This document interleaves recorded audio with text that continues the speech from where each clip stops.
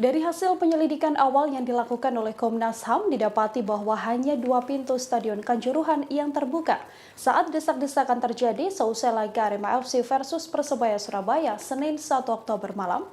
Padahal diakui Komnas HAM, stadion berkapasitas 40.000 penonton tersebut sedianya memiliki 14 pintu keluar.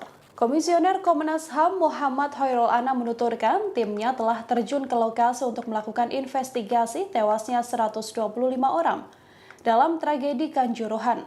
Dari investigasi itulah Komnas HAM mendapatkan keterangan dari supporter Arema, keluarga korban, pihak rumah sakit, hingga pemain dari klub yang sedang berlaga. Ana mengatakan dalam temuannya ternyata hanya ada 2 pintu keluar yang terbuka ketika kerusuhan terjadi seusai laga derby Jawa Timur ini. Padahal menurutnya ada 14 pintu keluar di Stadion Kanjuruhan, namun 12 pintu diantaranya dilaporkan terkunci saat kepanikan supporter terjadi karena lesatan gas air mata dari aparat kepolisian. Ana mengatakan pihaknya akan melakukan pendalaman korban yang meninggal dunia, apakah berada di dekat lontaran gas air mata atau di lokasi lain. Komnas HAM juga mendalami terkait dugaan gas air mata yang digunakan aparat saat kerusuhan telah kadaluarsa. Anam menanyakan hal tersebut pada petugas medis. Anam juga mengungkapkan ada dugaan pelanggaran HAM dalam kerusuhan yang mengakibatkan banyak korban jiwa ini. Di antaranya ada dugaan tindak kekerasan yang dilakukan oknum aparat pada sejumlah supporter, seperti misalnya tendangan dari oknum aparat pada supporter yang turun ke lapangan. Bahkan ketika supporter Arema sedang berjalan kaki di pinggir lapangan, kekerasan diduga masih dilakukan aparat keamanan.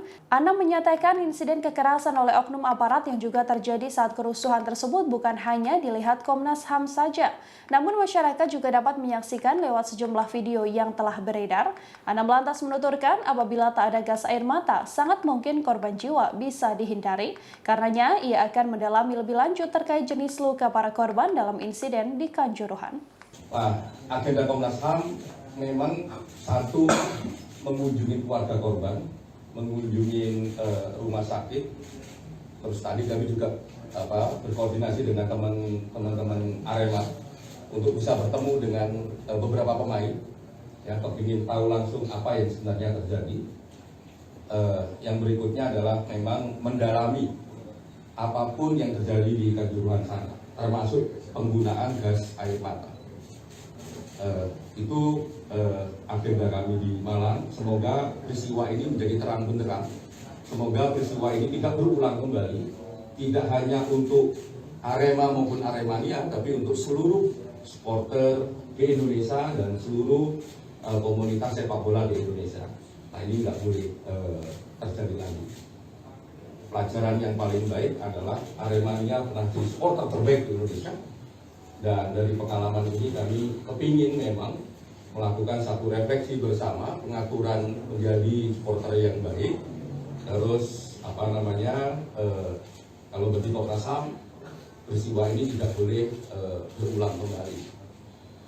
Berikutnya tadi sempat ngobrol walaupun tidak terlalu panjang begitu untuk memastikan beberapa hal. Yang pertama, memang kami diminta sama teman-teman Arema, dan ini yang juga disuarakan beberapa teman-teman Aremania, bahwa peristiwa itu harus dilihat secara objektif. Nah, itu akan kami telusuri objektivitasnya kayak apa, ya. Kenapa peristiwa itu bisa terjadi?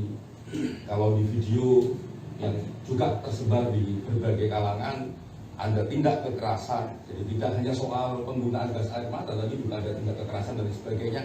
Kenapa juga itu bisa terjadi?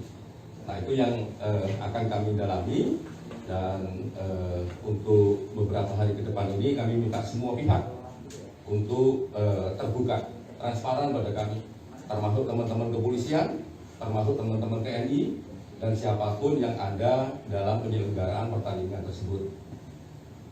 Terima kasih sudah nonton. Jangan lupa like, subscribe, dan share ya.